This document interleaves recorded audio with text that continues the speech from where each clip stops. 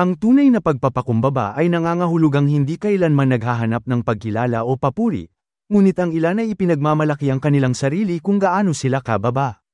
Gayunpaman, sinasabi sa atin ng Biblia sa Filipos Kabanata 2, Talatang 3, huwag gawin ang anuman dahil sa makasariling ambisyon o walang kabuluhang kapalaluan.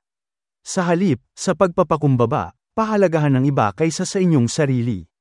Binibigyang diin ng talatang ito ang tunay na kababang loob, kung saan ang mga kilos ng isang tao ay inuudyukan ng pagpapahalaga sa iba kaysa sa sarili. Yakapin ang kabalintunaan at simulan ang iyong araw sa isang twist ng banal na karunungan.